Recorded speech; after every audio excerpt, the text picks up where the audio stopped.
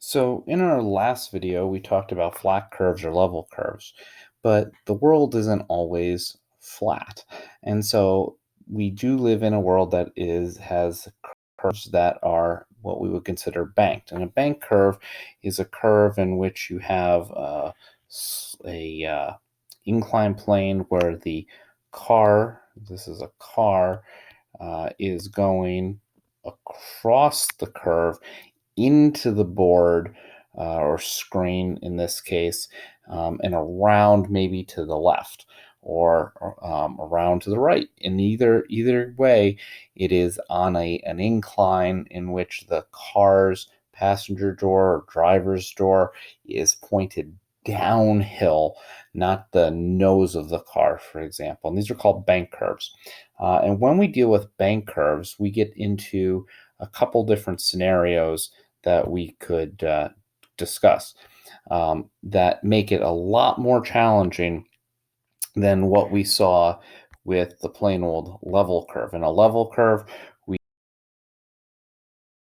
force that's holding the car in place and forcing it around the corner was friction.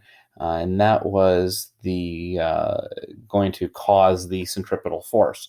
So when that got simplified down, we got this nice simple equation that said V equals GER, and we were able to look at the relationship between the coefficient of friction and the radius and the velocity. Bank curves get a lot more to see. And one of the reasons is there are a couple different scenarios for bank curves. Bank curves could have a coefficient of friction that was equal to 0, or it could have a theta value that is anywhere from 0 degrees to 90 degrees. And so we look at a variety of different scenarios in an equation that allows us to ability. And so on the website, I have what is referred to as the bank curve derivation sheet. This is under assignments. And when you look at this, it does get a little heavy with the algebra. I'm not going to go through it all today, but I do want to point out some of the key pieces to this. The first thing that you should notice, let me pop this open in Cami so I can edit it. The first thing that is that you're going to have a parallel force down the incline. You are going to have a centripetal force that is out of the incline. You are going to have a frictional force that's down the incline as well. So when I'm looking here at this, you can see what I was just referring to. The central force right here coming straight out of this incline. You have a frictional force down the incline because the car is, as it's going around here, is going to want to slide up the incline.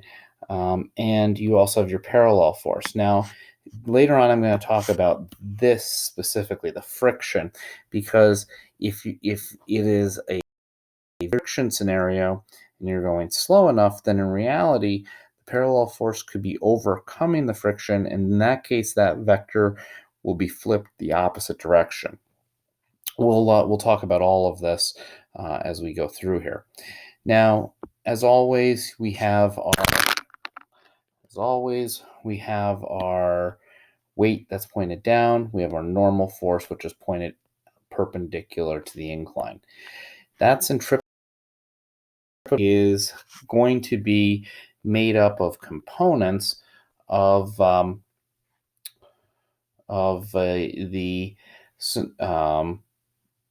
that run in the direction of the normal force and the parallel force. So basically, we're taking the centripetal force and finding an x component, a y component.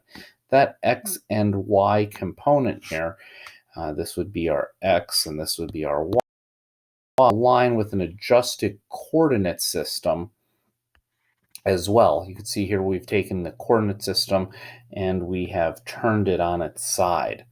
Now, with that said, I know that seems very complicated, and you can look at this derivation and work your way through it. But what we're going to do is we are going to take all of our y direction things like we did when we did inclined planes, and we're going to add was a y direction, which was the mg cosine theta, what we call the normal force, and there is a component of the centripetal force in that direction. We'll add them together. That'll equal our net force. That it will be connected with friction, just like it was when we dealt with inclined planes previously. And then in the x direction, the up and down the incline, you have your parallel force and your frictional force, and you also have that component of the up and down the incline. So with these two equations right here, we're able to take all of the values, plug them in, substitute, do a little simplification, and that's what's going to happen in these next couple lines. And again, there have been years I've spent time going through all this. We are not going to do this today. But once we have simplified this all down, we end up with this very nice equation right here. Now, this looks very complicated, but as I'm going to show you in a minute, it actually is not that hard to work with, and it is a very powerful equation.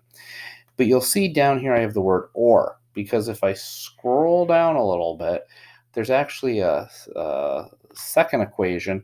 Looks very similar to the first. If you're looking at the minus sign, this has a minus sign, this down here has a plus sign. Those are the two equations, and the only real differences are changing of the sign in between those terms. And what is that related to? Well, that's that friction. If friction was positive down the incline, we get the top equation. If friction is negative up the incline, we get the bottom. Of these equations is for maximum velocity before you fly off the top of the ramp, and one's for the minimum to keep you on the banked incline curve. We're going to look specifically right now at the top equation and see how this comes into play. So V, I'm going to go over to a blank sheet here.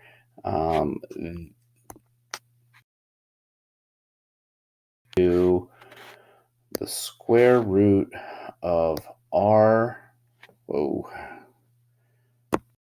my marker caught up and it didn't catch up very well. V is equal to the square root of rg parentheses sine theta.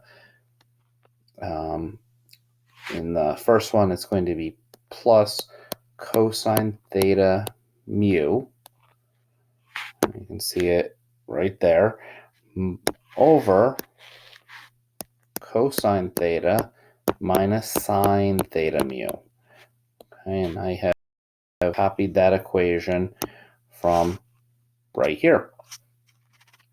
And what we see is that if I, for example, say theta is equal to 0,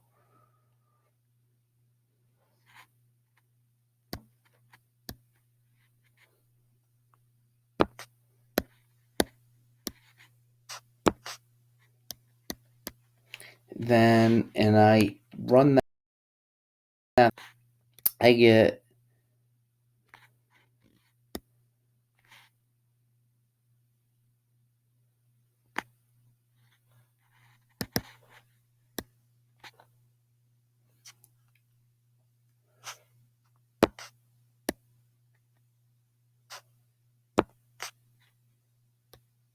V is equal to the square root of rg times theta 0. Sine of 0 is 0. Cosine of 0 is 1.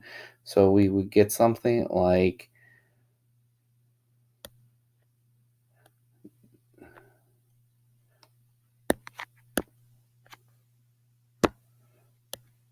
0 plus mu over something like cosine of theta is 1, 1 minus, well, that simplifies down simply to v, and this is v again, v is equal to the square root of Rg mu. That was our flat curve equation.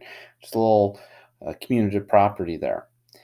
In terms of treating mu as 0, so if we have a bank curve and we want to know that we have no, it's a super icy day, and we want to know the maximum velocity to stay on the curve, we could run this same equation with mu equaling 0. And so we clean this out a little bit here. And I run this again. Again, this one is mu equals 0.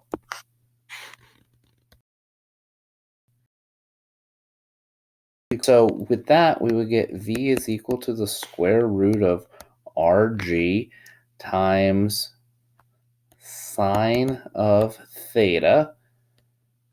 Mu is 0 plus 0. Anything times 0 is 0. Divided by the cosine of theta minus 0, sine of theta times 0. And so we get sine over cosine here. So v is equal to Rg tangent theta. A very simple equation. Very simple simple equation to describe what happens on a bank curve where there is 0 friction. And so we can use this equation up here to describe a flat curve, a bank curve with 0 friction, or anything in between. And so when we look at the notes for this particular chapter and we an equation for a bank curve with no friction, there it is. And that is the equation that you just derived out of that master equation. So having that master equation, even though you may not be memorizing it, knowing that you could look it up for all sorts of scenarios for bank curves.